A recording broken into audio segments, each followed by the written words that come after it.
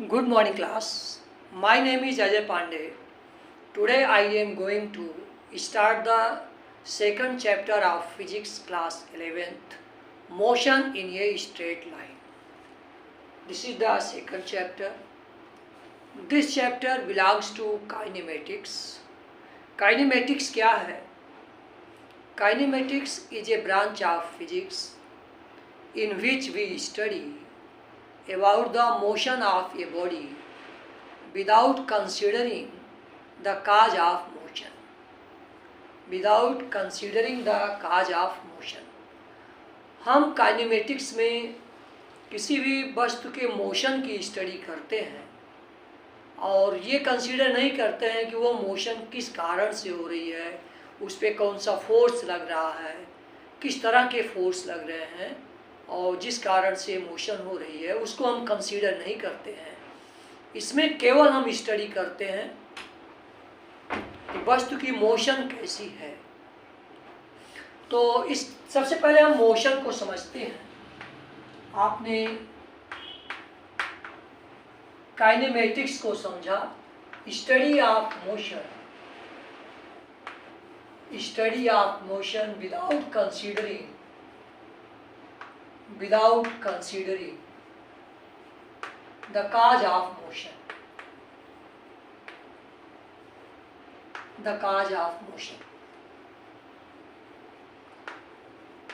वस्तु की मोशन की स्टडी होती है, लेकिन वो किस कारण से मोशन है, किस फोर्स के कारण है, किस कोलिजन के कारण है, उससे हमें कोई लेना देना नहीं होता है। मोशन क्या होता है? Change in position of a body relative to its surrounding with passage of time is called motion. किसी भी वस्तु की स्थिति में परिवर्तन उसकी सराउंडिंग के सापेक्ष समय के साथ साथ कैसे होती है, उसी को हम मोशन कहते हैं। समय के साथ साथ किसी वस्तु की स्थिति में परिवर्तन उसके सराउंडिंग से किस तरह होती है, इसको हम मोशन कहते हैं। Motion of a body depends on the position of observer. Consider ये body is moving on a straight line. Consider this is a bus या any vehicle and observer is sitting on the ground. Then there is relative change in the position of the observer and the bus. Then it is said to be in motion. मान लीजिए कि एक बस है जो इस तरह से मूव कर रही है। अगर ऑब्जर्वर ग्राउंड पर है तो बस और ऑब्जर्वर की स्थिति में परिवर्तन हो रहा है, इसलिए ये जो है मोशन में है। तो this is in the state of motion because there is relative change in the position of observer and the body. If the observer is sitting in the bus, यहाँ से कोई बस चलती है, मान लीजिए if observer is sitting in the bus, then there is no change in the position of the body and observer.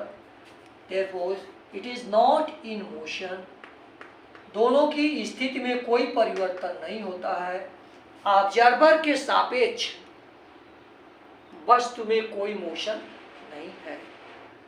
तो इसी तरह से एक एग्जांपल और हम लेते हैं। If two bodies are moving with same speed and in same direction, दो बॉडीज हैं, ये सेम डायरेक्शन में और सेम स्पीड से अगर मूव कर रही हैं और सेम टाइम पर अगर ये यहाँ से चलती हैं, इनके रिलेटिवली कोई चेंज नहीं होता है। Therefore they are not in motion relative to each other. अगर इनके रिलेटिवली कोई चेंज नहीं हो रहा है या ऐसे मूव कर रही है, सेम स्पीड से मूव कर रही है, तो वस्तु मोशन में नहीं है। ये एग्जाम्पल्स आपको बताए गए, नॉट इन मोशन। इस तरह से मोशन क्या है? Relative change in the position of a body and the observer. इस यूनिवर्स में कोई भी वस्तु एब्सोल्यूट मोशन में नहीं है, ना एब्सोल्यूटली रेस्ट में है। एब्सोल्यूटली रेस्ट का मतलब होता है कि हम कह सकें कि वो हमेशा रेस्ट में ही है, हर वस्तु के सापेक्ष रेस्ट में है, ऐसा हो नहीं सकता है। अगर आप कहीं भी अगर रुके हुए हैं तो कोई ना कोई बॉडी आपके रिलेटिवली मूव कर रही है, या अर्थ मूव कर रही है, उसके रिलेटिव प्लैनेट्स मूव कर रहे हैं। तो इस तरह से वो कोई बॉडी रेस्ट में नहीं हो सकती है, ना ही मोशन में, एब्सोल्युटली मोशन में हो सकती है। No body is in the state of rest और स्टेट ऑफ मोशन। ये आपका पूछा जा सकता है, क्या कोई भी वस्तु absolutely, no body is absolutely in the state of motion or state of rest. In the state of motion, nobody is absolutely in the state of rest or state of rest or state of motion. कोई भी वस्तु absolutely rest और motion में नहीं होती है, क्योंकि वह किसी न किसी के सापेक्ष, किसी न किसी के रिलेटिवली वो मोशन में होती है। कोई ना कोई वस्तु मूव कर रही होती है, उसके सापेक्ष अगर हम स्टडी करेंगे तो उसकी स्थिति में परिवर्तन होगा, इसलिए न रेस्ट में हो सकती है और ना ही मोशन में हो सकती है। Now we are going to study motion in one dimension. Motion कितने तरह की हो सकती है? Motion in one dimension, motion in two dimension and motion in 3 dimension.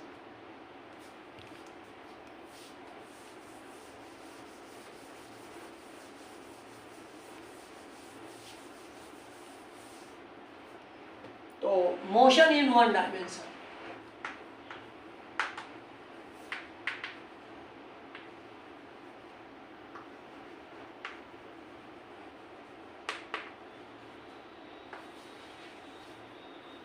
if a body is moving such that only one coordinate is changing out of 3 coordinates, then it is said to be in motion in 1 dimension. यदि कोई वस्तु इस तरीके से move कर रही है कि उसमें केवल एक कोऑर्डिनेट चेंज हो रहा है, 3 कोऑर्डिनेट्स होते हैं, अगर उन 3 कोऑर्डिनेट्स में केवल एक कोऑर्डिनेट चेंज होता है तो वस्तु जो होती है वो मोशन इन 1 डायमेंशन में होती है। फॉर एग्जाम्पल, ये आपका coordinates x Y z axis हैं, और कोई भी वस्तु केवल एक एक्सिस के अलोंग मूव करती है तो इसमें केवल एक्स कोऑर्डिनेट चेंज होता है, एक्स कोऑर्डिनेट, और ये motion in 1 dimension. If the motion of body is along the only one axis, it may be x axis, y axis और z axis. किसी भी एक एक्सिस के along अगर मोशन होती है, शेष 2 कोऑर्डिनेट चेंज नहीं होते हैं, तो ये मोशन इन 1 डायमेंशन होता है। और ये मोशन आपकी हो गई motion in 1 dimension. It is the motion along ये स्ट्रेट लाइन, इसको हम motion in A straight line और या रेक्ट लीनियर मोशन भी कहते हैं, रेक्ट लीनियर मोशन भी कहते हैं।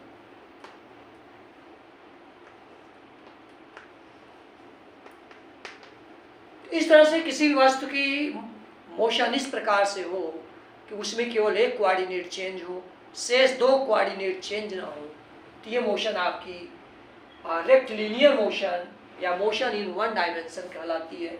इसी तरह से अगर ये मोशन इस तरीके से हो, ऐसे में आप देखते हो केवल y कोऑर्डिनेट यहाँ जो है चेंज हो रहा है, x coordinate remains the same, x coordinate same है, तो ये भी एक motion in 1 dimension. Coordinate is changing around y axis, motion in 1 dimension. These are the examples of motion in 1 dimension. कोई वस्तु अगर ऊपर से गिर रही है तो उसमें केवल z एक्सिस चेंज होती है, falling of a body, falling of a body on the ground. On the ground. ये सारे एग्जाम्पल्स हैं जो मोशन इन वन डायमेंशन के। Motion in one dimension, only one coordinate changes out of 3 coordinates, then motion is in one dimension. ये इसका example motion of a car on the in straight line on the ground, on the highway, on the straight road, ये सारे examples हैं। और next होता है motion in two dimension. Motion in two dimension, ये आपका टू डायमेंशन का example देखिए।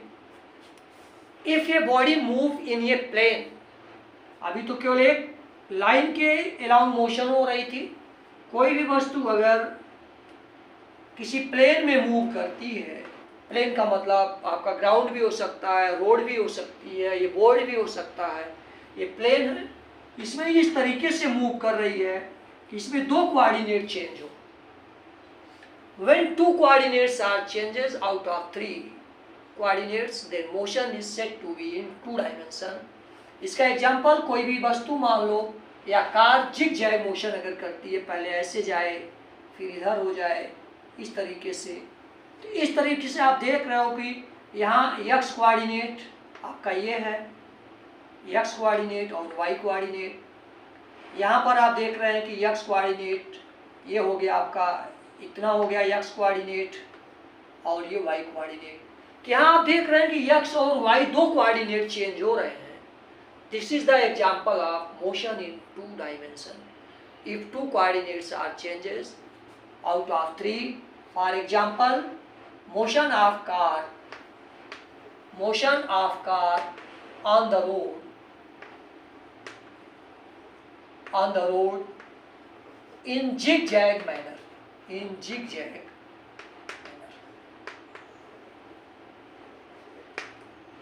तो किसी भी वस्तु की स्थिति अगर 2 कोऑर्डिनेट चेंज होते हैं, और इस तरीके से मोशन इन 2 डायमेंशन का एग्जाम्पल है। मोशन इन 3 डायमेंशन, 3 डायमेंशन क्या होता है कि if all the 3 coordinates changes, then it is said to be motion in 3 dimension. अगर किसी वस्तु की मोशन आपकी स्पेस में होती है, जहाँ एक्स वाई कोऑर्डिनेट के साथ साथ आपकी हाइट भी चेंज होती रहती है, 3 कोऑर्डिनेट्स हो जाते हैं, एक्स वाई, और ऊंचाई जो हाइट होती है तीसरा कोऑर्डिनेट हो जाता है। Motion of a body in the space, जैसे कोई flying a kite in the sky, और flying of aeroplane in the sky. तो ये सारे एग्जाम्पल्स हैं जो आपके हैं मोशन इन 3 डायमेंशन। 3 डायमेंशन का एग्जाम्पल आपका ऐसे एक्स वाई जेड तीनों एक्सिस हम खींचते हैं। यहाँ देखिए ये है 3 एक्सिस, और यहाँ पर कोई भी काइट या कुछ भी है इस तरीके से मूव कर रही है, तो इसका एक्स कोऑर्डिनेट आपका ये हो जाता है, वाई कोऑर्डिनेट ये वाई और ये एक्स, और जो जेड एक्सिस होती है उसके सापेक्ष जो चेंजिंग होती है इस तरीके से ये जेड कोऑर्डिनेट होता है। If all the 3 coordinates are changes, then it is said to be motion in 3 dimension. इसका example flying a kite in the sky, flying a kite in the sky.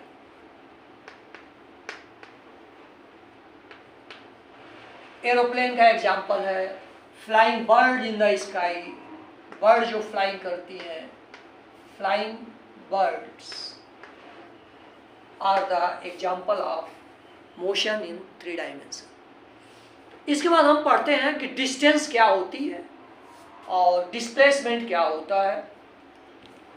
तो next topic is distance. Actual path traversed by the body is known as distance। किसी भी वस्तु के द्वारा जो actual path travel किया जाता है उसको हम डिस्टेंस कहते हैं। एक्चुअल पाथ लेंथ, डिस्टेंस के विषय में आप जानिए। Actual path length traversed by the body is called distance। Is called distance. किसी भी वस्तु के द्वारा जो एक्चुअल वास्तविक पथ तय आपका ट्रैवर्स किया जाता है, ट्रेवल किया जाता है, उसको हम डिस्टेंस कहते हैं। फॉर एग्जाम्पल, ये कोई वस्तु यहाँ से मूव करती है, वो ईस्ट डायरेक्शन में मानिए यहाँ से ओ से ए तक जाती है, और फिर नॉर्थ डायरेक्शन में मान लीजिए ये बी तक जाती है। तो इसने जो डिस्टेंस ट्रेवल किया है O A plus A B, तो एक्चुअल डिस्टेंस क्या होगी? Distance actual path travelled by the body from initial to final position is called distance O A plus A B. तो वास्तविक जो तय किया रास्ता वो जो होता है आपका डिस्टेंस कहलाता है। यहाँ एक एग्जाम्पल ले रहे हैं, मान लीजिए 3 सेंटीमीटर, दिस इज 4 सेंटीमीटर, तो डिस्टेंस आपकी हो जाती है ये होता है 3 + 4 7 सेंटीमीटर। यहाँ हमने एग्जाम्पल लिया, अभी डिस्प्लेसमेंट को आपको इसी एग्जाम्पल से समझाते हैं। तो distance is actual path length traverse bye the body is called distance. Distance कभी नेगेटिव नहीं होती है, ये आप कोई भी डिस्टेंस आप ट्रेवल करेंगे तो 0 से कम नहीं होगी, आपका ये कुछ ना कुछ तो डिस्टेंस आएगी ही। तो डिस्टेंस जो है 0 हो सकती है, डिस्टेंस में भी 0, आपकी ये डिफिनीशन। दूसरी बात आपको डिस्टेंस के लिए, डिस्टेंस में भी 0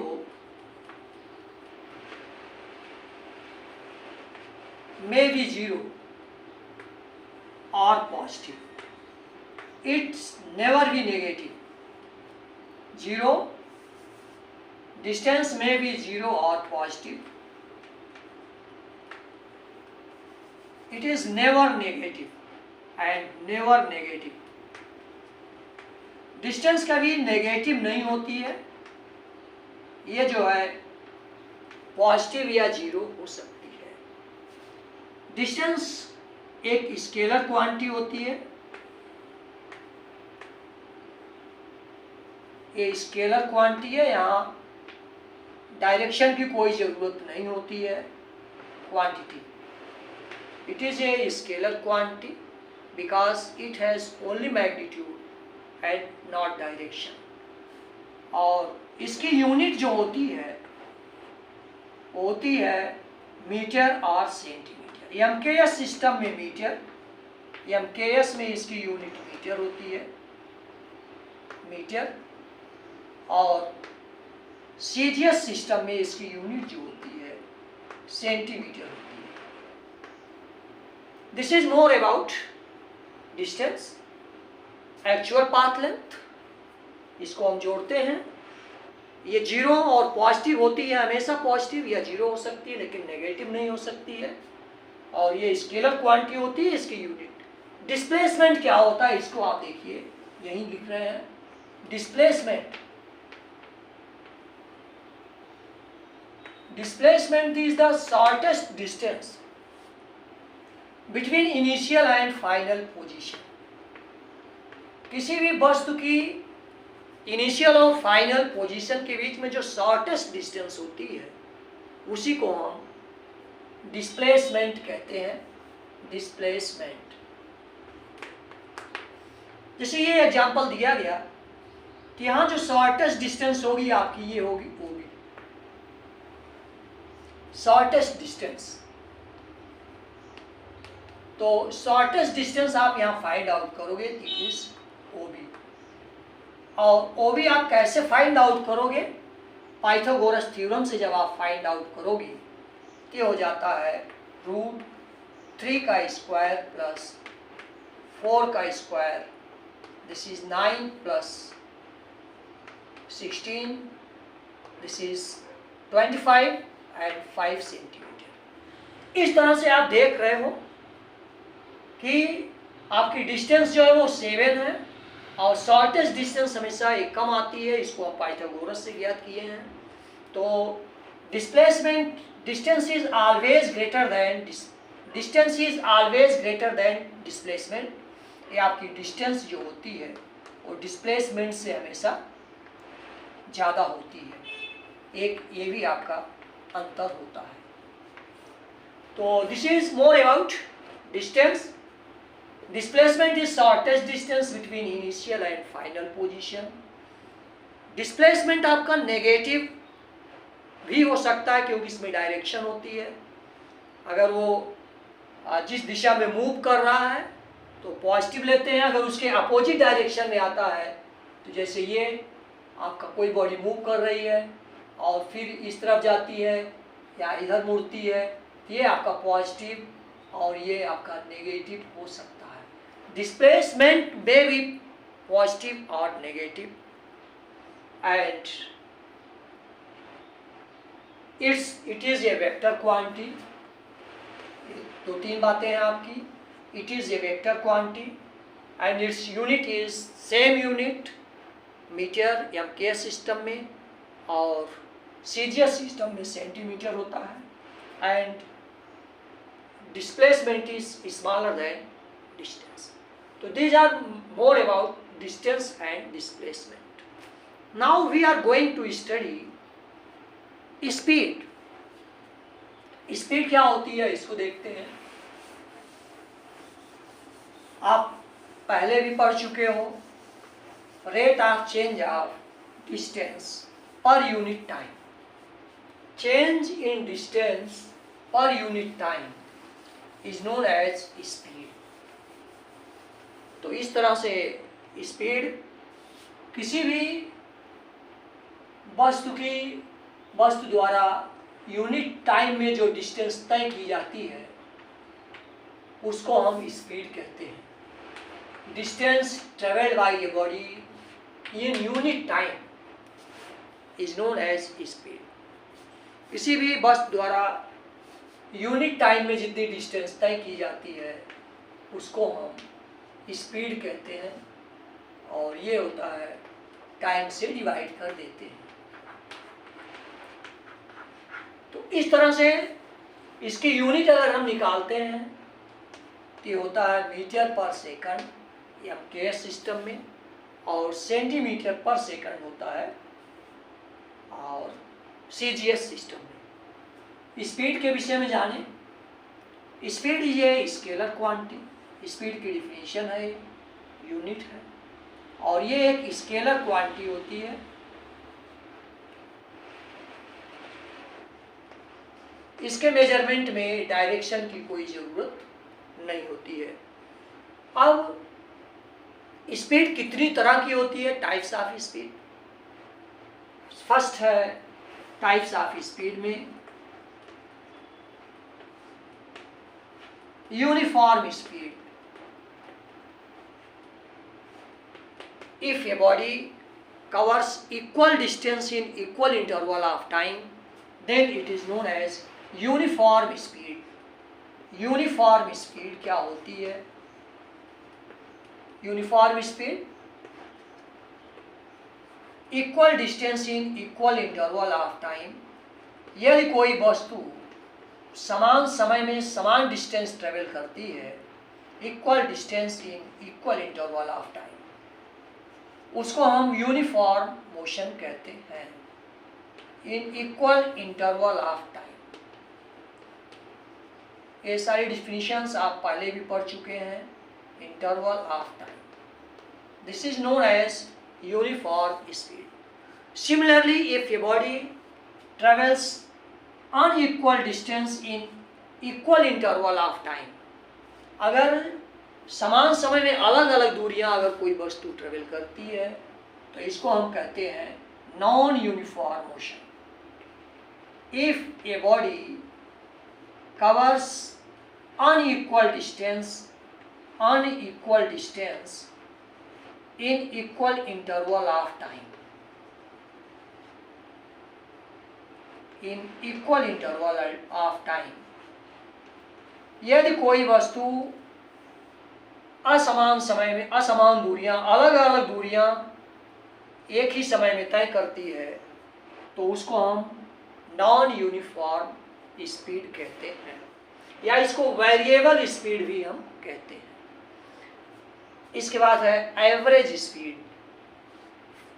नॉन यूनिफॉर्म एवरेज स्पीड जो होती है, average speed is defined as the ratio of total distance upon total time.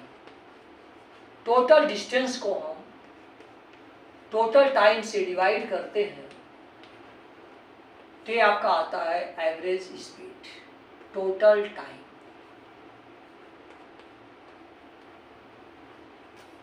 Average speed.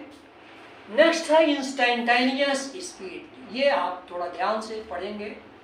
Instantaneous, किसी भी वस्तु की स्पीड किसी निश्चित क्षण पर, इंस्टेंट का मतलब पल, किस पल कितनी होती है उसको हम ज्ञात करते हैं। Instantaneous speed. Speed of a body at any instant is known as instantaneous speed.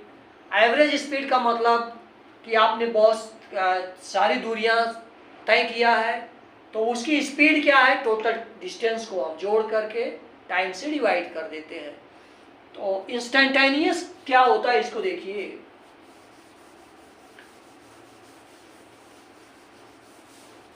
आप स्पीड को जानते हो, डिस्टेंस अपॉन टाइम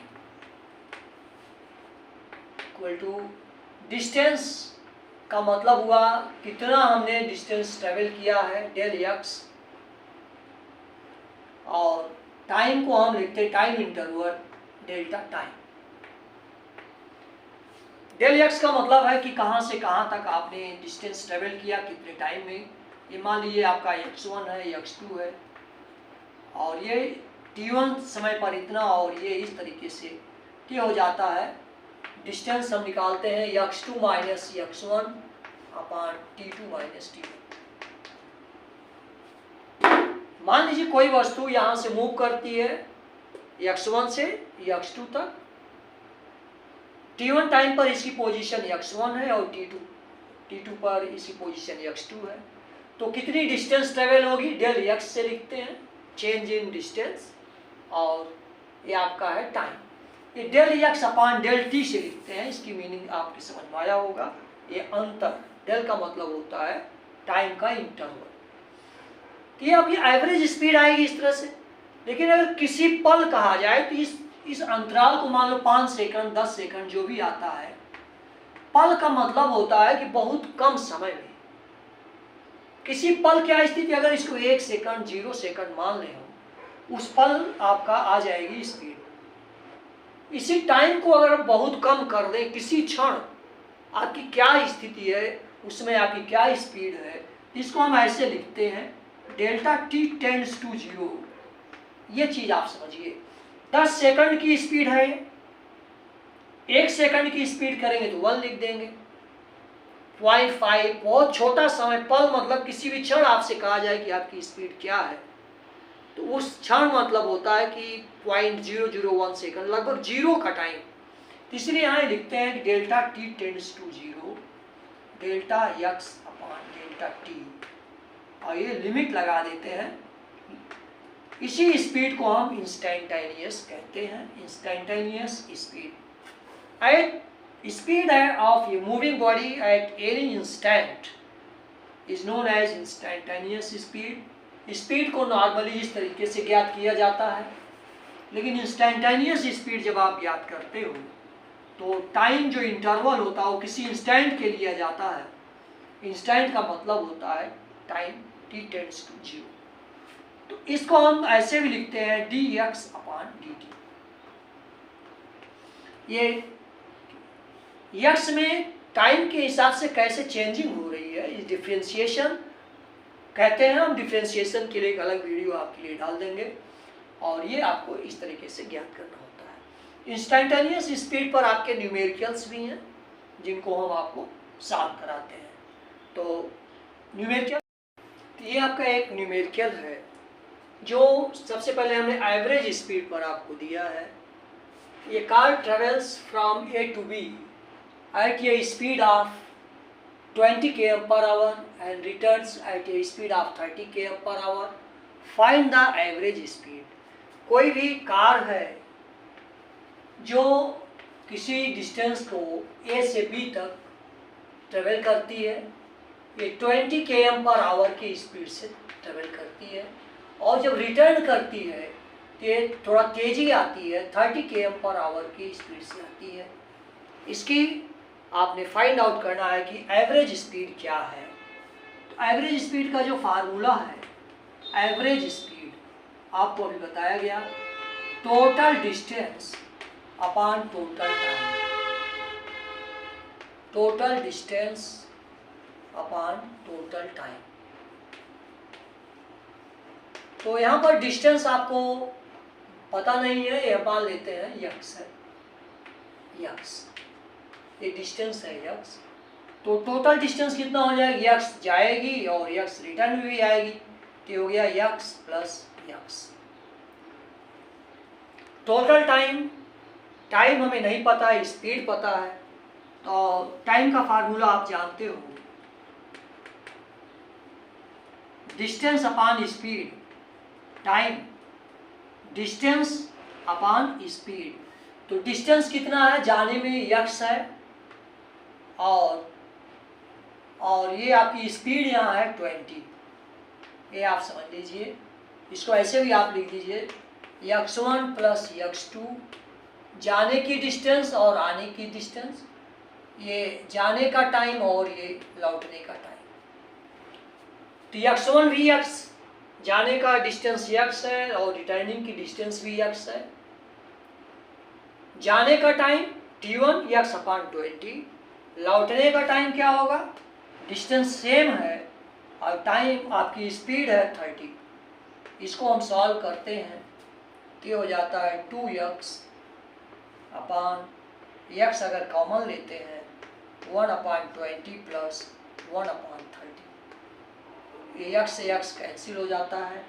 इसको हम सॉल्व करते हैं और इसका एलसीएम ले लेते हैं, ये हो जाता है 60, और ये इस तरीके से आप सॉल्व कर लेते हैं, और ये हो गया आपका 24 km/h। तो इस तरह से एवरेज स्पीड का एक न्यूमेरिकल हुआ। एवरेज स्पीड, ये ऐसे न्यूमेरिकल्स आपको पूछे जाते हैं, तो ये नहीं कि हम इसको जोड़ के 2 से डिवाइड कर दें जैसे एवरेज निकालें, इसका तरीका ये है टोटल डिस्टेंस अपॉन टू। तो ये आपका न्यूमेरिकल है इंस्टेंटेनियस स्पीड पर। देखिए, the distance traversed by a body along a straight line is given by the equation। यहाँ एक इक्वेशन दिया गया है, x equal to 100t plus 50t square, 50t square, find the initial speed and speed at the end of 4 second. आपसे 2 चीज़ें पूछा गया है। इस तरह के क्वेश्चन में हम क्या करते हैं, जो इक्वेशन दिया गया है वो आपका ये है, देखिए इसको 100t प्लस 50t स्क्वायर, ये इक्वेशन आपका दिया गया है। x मीन्स आपका डिस्टेंस का दिया गया इक्वेशन। स्पीड ज्ञात करने का मतलब होता है rate of change of distance with respect to time. इसको अगर टाइम के रिलेशन में हम इसको अगर डिफ्रेंशिएट करें, स्पीड का मतलब rate of change of distance with respect to time. इसको अगर हम टाइम के रिस्पेक्ट में डिफ्रेंशिएट करते हैं, ये हो जाता है, डिफ्रेंशिएशन का फार्मूला आप जानिए, ये फार्मूला है x power n, x n minus 1। ये जो पावर होती है वो यहाँ आगे आ जाती है और फिर एक पावर यहाँ पावर में 1 सब्ट्रैक्ट हो जाता है। इसका डिफ्रेंशिएशन आप करोगे 100 t की पावर 1 है, तो ये 1 इंटू टी की पावर 0, इसका डिफ्रेंशिएशन अगर आप करोगे तो t की पावर 0 1 है ना, 1 माइनस 1 0, तो इसकी वैल्यू 1 हो जाती है, प्लस 52t, ये पावर एक आगे आ जाएगी और इसमें से एक सब्ट्रैक्ट हो जाता है, ये हो जाता है 100 प्लस 100t। ये आपका स्पीड आती है, स्पीड का इक्वेशन आया, ये डिस्टेंस आपको दी गई है। अगर स्पीड ज्ञात करना होता है तो उसको टाइम के रिस्पेक्ट में डिफ्रेंशिएट करते हैं। इनिशियल स्पीड, इनिशियल का मतलब होता है शुरू में उसकी स्पीड क्या थी, यानी इसमें t बराबर 0 अगर रख दें, इनिशियल स्पीड शुरू में जब वो मूव करता है t बराबर 0, इनिशियल स्पीड का मतलब स्पीड है t बराबर 0, इसी इक्वेशन में हम t की जगह 0 रख देंगे, dx अपान dt। यहाँ लिख सकते हैं, ऐसे लिखते हैं t इक्वल टू 0, तो यहाँ t इक्वल टू 0 रख देंगे तो 0 हो जाएगा, आएगा आपका 100 और आपका ये है मीटर पर सेकंड, इस तरह से। और दूसरा है speed at the end of 4 second, यही हम t की वैल्यू यहाँ 4 रख देते हैं, जो आपका इक्वेशन आया है ये dx अपान dt। तो यहाँ दूसरे का उत्तर हो जाएगा speed at and of 4 second, तो यहाँ t इक्वल टू 4 रख देते हैं, तो ये हो जाता 100 प्लस t की जगह 4 रखेंगे तो ये हो जाएगा आपका 400, ये हो जाता है 500 मीटर पर सेकंड।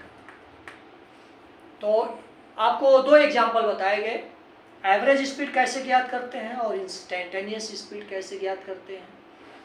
इसी तरह से आपका वेलोसिटी में भी होता है कि एवरेज वेलोसिटी कई और इंस्टेंटेनियस वेलोसिटी कैसे ज्ञात। तो नेक्स्ट टॉपिक है आपकी वेलोसिटी। तो वेलोसिटी क्या होती है, rate of change of displacement is known as velocity. Simply जैसे आपका स्पीड आपने डिफाइन किया, उसी तरीके से वेलोसिटी भी है। Rate of change of displacement is known as velocity. तो ये इसकी डिफिनीशन है, rate of change of displacement में किस रेट से चेंजिंग होती है उसी को हम वेलोसिटी कहते हैं। इस तरीके से v equal to x2 minus x1, अगर ये आपकी डिस्प्लेसमेंट है और ये टाइम है t2 माइनस t1। मान लीजिए कोई वस्तु है, किसी भी समय उसकी स्थिति x1 और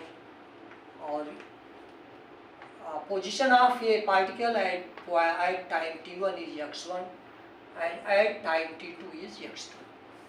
किसी भी t1 समय पर इसकी स्थिति x1 है, t2 पर इसकी स्थिति x2 है, तो change in displacement x2 minus x1 t2 minus t1, इसको हम लिखते हैं del x upon del t। This is v। तो आपका डिस्प्लेसमेंट भी जो है इसी तरीके से, जैसे यूनिफॉर्म वेलोसिटी और non uniform velocity, instantaneous velocity, simply जैसे आपने उन सबको लिखा है और इसको भी लिख सकते हैं। और तो सबसे पहले आपका मानिए यूनिफॉर्म है, यूनिफॉर्म वेलोसिटी क्या होती है, और equal displacement in equal interval of time, then rate of change of displacement is uniform velocity. इसी तरह से नॉन यूनिफॉर्म क्या होता है, जब unequal displacement in equal interval of time is non uniform velocity. Non uniform इसको variable भी कहते हैं। और तीसरा होता है एवरेज वेलोसिटी, अगर वेलोसिटी कई पार्ट में चेंज हो रही है, बार बार वेलोसिटी चेंज हो रही है, तो उसका एवरेज निकाल लेते हैं। एवरेज वेलोसिटी जैसे आपने स्पीड निकाला था, एवरेज वेलोसिटी होता है total change in velocity, total change in velocity upon total time. तो कितना वेलोसिटी में चेंज होता है उसका सम कर लेते हैं और टोटल टाइम से हम डिवाइड कर देते हैं। ये चीज़ें आपको हमने बताया है। और इसके बाद नेक्स्ट होता है इंस्टेंटेनियस वेलोसिटी। इंस्टेंटेनियस वेलोसिटी क्या होती है, velocity at any instant is known as instantaneous velocity.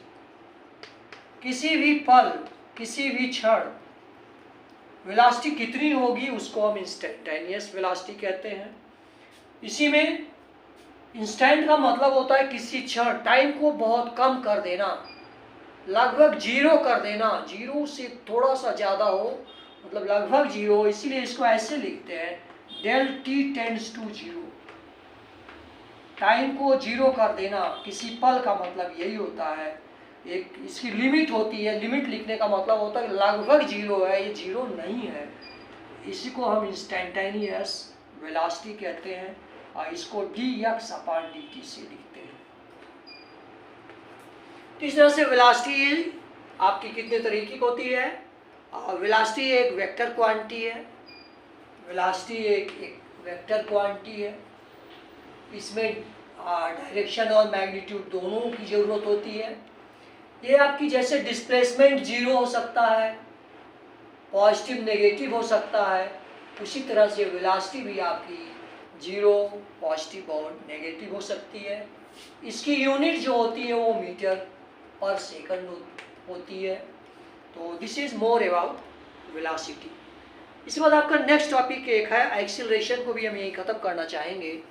Acceleration, तो एक्सीलरेशन क्या होता है, rate of change of velocity पर यूनिट टाइम, कि वेलोसिटी में किस रेट से चेंजिंग होती है उसको हम एक्सीलरेशन कहते हैं। Rate of change of velocity पर यूनिट टाइम, एक्सीलरेशन। तो ये है rate of change of velocity, change of velocity, velocity में समय के साथ यूनिट टाइम में कितना परिवर्तन होता है उसी को हम एक्सीलरेशन कहते हैं। किसी भी वस्तु की मान लीजिए आपकी वेलोसिटी, किसी भी क्षण वेलोसिटी v1 है और टाइम t2 के बाद इसकी वेलोसिटी v1 हो जाती है, तो change in velocity v2 minus v1 और टाइम इंटरवल आपका हो जाता है t2 माइनस t1। इसको लिखते हैं del v upon del t। ये हो गया v। Rate of change of velocity को हम एक्सीलरेशन कहते हैं और पर यूनिट टाइम भी लिखते हैं, चेंज इन वेलोसिटी पर यूनिट टाइम भी इसकी डिफिनीशन है। तो ये हो जाता है, और ये एक वेक्टर क्वांटिटी होती है, एक्सीलरेशन है आपका, एक्सीलरेशन ये आपकी वेक्टर क्वांटिटी होती है। और एक्सीलरेशन पॉजिटिव और नेगेटिव भी होता है। अगर इस आपकी वेलोसिटी चेंज हो रही, वेलोसिटी इंक्रीज हो रही है तो ये पॉजिटिव होता है। Increasing velocity, change in velocity acceleration, अगर वेलोसिटी इंक्रीज होती है तो एक्सीलरेशन पॉजिटिव होता है, और वेलोसिटी अगर डिक्रीज होती है तो एक्सीलरेशन को हम रिटार्डेशन कहते हैं। वेलोसिटी अगर डिक्रीज होती है तो इसको हम रिटार्डेशन कहते हैं, और ये नेगेटिव होता है। तो इस तरह से एक्सीलरेशन के विषय में आपने देखा कि एक्सीलरेशन क्या है। यूनिफॉर्म एक्सीलरेशन, सिंपली वही, non uniform acceleration, instantaneous acceleration में वही चीज़ फिर कर देते हैं, instantaneous acceleration. Acceleration del t tends to zero, इसी को लिखते हैं limit del t tends to zero delta v upon delta t। This is known as dv upon dt। ये सिंपली इंस्टेंटेनियस आपने सबका ज्ञात किया हुआ है, और this is more about acceleration. आपको इस पर एक न्यूमेरिकल हम आपको कराते हैं कि इंस्टेंटेनियस एक्सीलरेशन कैसे ज्ञात करते हैं। ये आपका इक्वेशन दिया गया है एक्सीलरेशन के लिए। The displacement of A particle is given by the equation x equal to 3 plus 80 plus 70 square. Find the acceleration at t equal to 2 second। इसमें आपको जो इक्वेशन दिया गया है वो है x equal to 3 plus 8t plus 7t square। ये distance है, डिस्प्लेसमेंट का इक्वेशन है। अगर इसको हम डिफ्रेंशिएट करते हैं, rate of change of displacement is known as velocity, ये आपका आ जाता है वेलोसिटी। इसको डिफ्रेंशिएट करिए तो कांस्टेंट का डिफरेंशिएशन 0 होता है, किसी नंबर का डिफरेंशिएशन 0 होता है। 8t का डिफरेंशिएशन अभी हमने आपको फार्मूले से बताया ही, t का डिफरेंशिएशन 1 हो जाता है और ये पावर आगे आ जाती है 14t, ये आता है 8 plus 14t। This is v, ये आपका है वेलोसिटी। एक्सेलरेशन फाइंड आउट करना है, rate of change of velocity is known as acceleration. अगर इसको डिफरेंशिएट करते हैं तो rate of change of velocity is known as acceleration. इसको डिफरेंशिएट करेंगे, नंबर है इसका डिफरेंशिएशन 0 हो जाएगा। 14 t का डिफरेंशिएशन 1 होता है, ये आ गया आपका 14 और t की वैल्यू आपको दी गई थी 2 सेकंड, तो यहाँ t है नहीं, इसलिए आपका एक्सेलरेशन आता है 14 मीटर पर सेकंड स्क्वायर। इस तरह से हमने आपको आज मोशन क्या है, स्पीड, वेलोसिटी, एक्सेलरेशन और बहुत सारी चीज़ें आपको बताया हमने और डीपली एक्सप्लेन किया है। बहुत सारे न्यूमेरिकल्स आप खुद ट्राई कर सकते हैं और इस तरह से आपको अगर हमारा वीडियो पसंद आया है तो आप इसको लाइक, सब्सक्राइब और शेयर करें।